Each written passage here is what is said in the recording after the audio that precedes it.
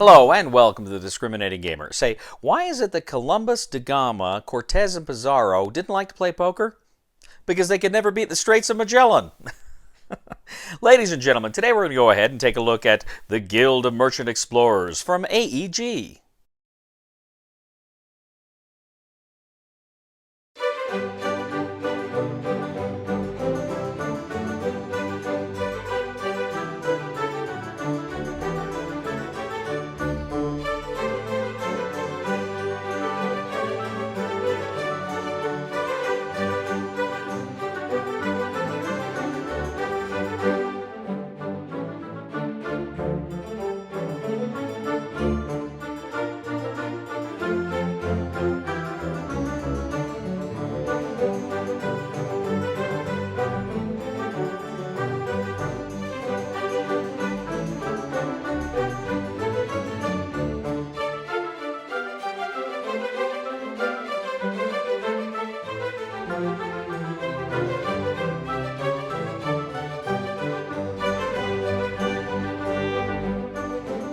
Hello everybody, we'll get back to the review in just a second. I just want to take a moment to ask you to go ahead and check out and subscribe to my other channel, that is Cody Carlson PhD, where we talk about military history and books on history and fun things like that. Please check that out, please subscribe, and now, back to the review. In the Guild of Merchant Explorers from AEG, 1 to 4 players take on the roles of a team of explorers as they attempt to go out at the Queen's request and map the known world. Now the game comes with several different maps. I think there are a total of 4 different maps, and so there's one for each player. They're double-sided. So you go ahead and you get your map that is that's the same as everybody else's. And there are different kingdoms, and there's different rules and different geography in each of the maps.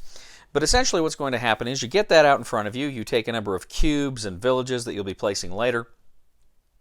And then you kind of have the main play board, the main game board. And on that game board, you're going to have places for cards to go down. You're going to have a place for the Era 1, Era 2, and Era 3, as well as a 1, 2, 3 card.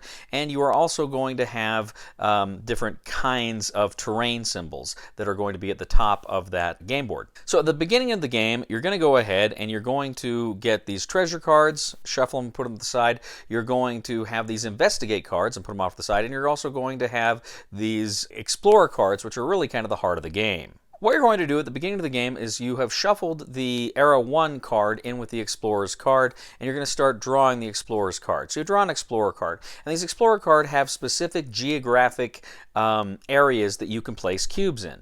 For instance, there are grasslands, there are rocks, there are deserts, there is, of course, the ocean, and then there's also some kind of wild spaces, 2 wild spaces. So when you draw one of these cards, you put it on the appropriate place on the player board, and everybody simultaneously then can explore those regions. So, for instance, if it said you could explore a mountain area, you can put a cube in a mountain area, but it must be adjacent to your capital city going out. Or if plains, you could, 2 grasslands, you can go ahead and put 2 cubes on grasslands. But again, it's got to be linked, right? Because you're growing out here. So you're going ahead and you are going to all these different places here. With the wild cards, you can place 2 anywhere you want. If it's a naval card, I think it's 3 in a straight line. You can go 3 in a straight line. But you have to connect every cube to previously laid cubes or your capital city initially. Now, there are different things you're going to run into as you're exploring. There are ruins, like ancient ruins. If you go ahead and you put a cube on that, you can go ahead and put a treasure marker there to show it's been explored, and you can draw a treasure card, which may help you in certain ways, give you certain advantages. You may land on coins. There's coins all over the maps. You may put a cube on a coin. If you do that, you can draw 1 or 2 cubes, all things being equal, from the supply, draw those coins from the supply, and then you have them next to you. There's also towers, and if you're next to a tower, any card is kind of a wild, you can go ahead and you can build a tower there, and that will give you a certain amount of points as you build it. And the more towers you get in different eras, the more points you will win. Now, also critically too, because the different regions are grouped by geography, right? Several mountains are together, deserts are together, plains are together in different numbers.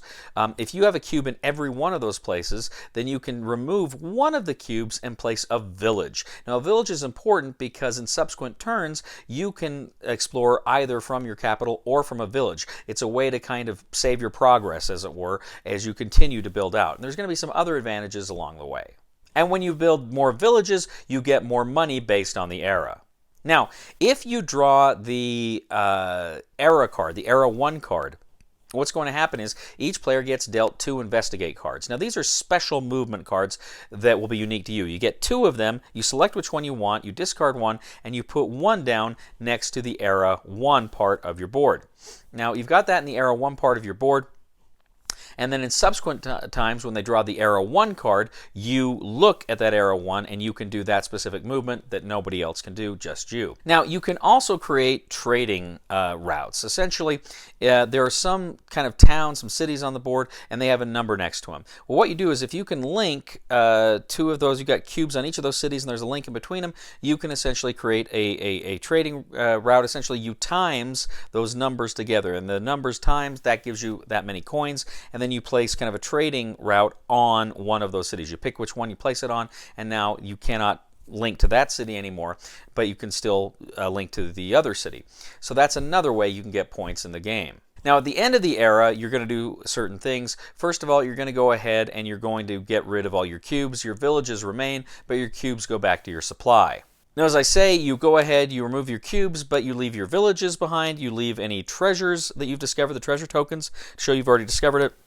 And any trading posts that you've created, they also stay as well. Now, what you're going to do is you create your Explorer deck. You're going to place the new era card in there as well to shuffle that. And again, in subsequent turns, if you draw the 2 or the 3 era, you're also going to go ahead and get 2 investigate cards, select which one you want to get there as well.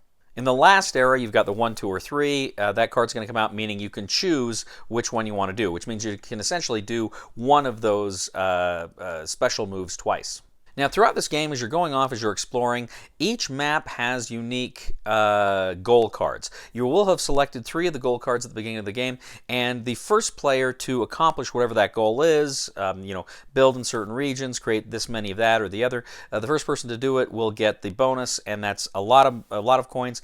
And then any player can get the second bonus, which is lesser coins. So players are going around and around. They are exploring, they're creating trade routes, they are creating villages, they're exploring the treasures, they're expanding the realms of their empires. They're doing this constantly by drawing through the exploration deck, and they're doing all their moves simultaneously.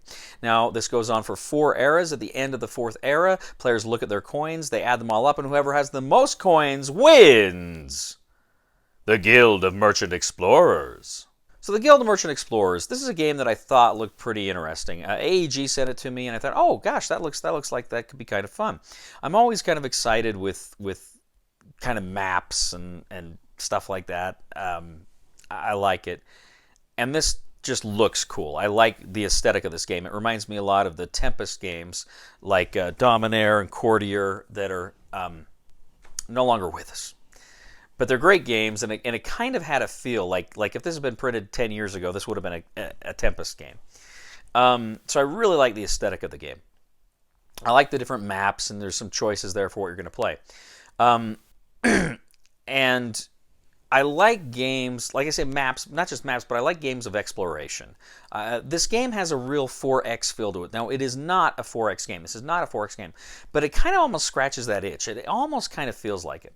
And one thing, too, I really like about this game is the simultaneous play. I like how you just draw a card and then you kind of manage your own thing. You're not waiting for turns. I like to, there's a sense of, I don't want to say randomness here, but there's a sense of, when the cards are drawn, we don't know what we're going to do, and so you're kind of anticipating, well, where can I expand, and what can I expand, what can I accomplish if the right card comes up, and if it's not the right card, what can I do? And I like that aspect.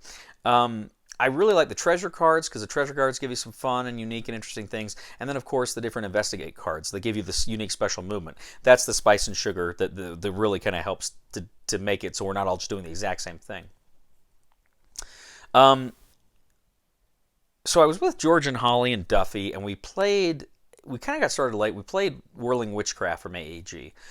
And we played that game, and we really had a ball. We really had a lot of fun. And it was starting to get a little later, and I was kind of thinking, I could go either way. I could play another game, or I could go to bed. What do you guys want to do? And they were kind of thinking about it for a while.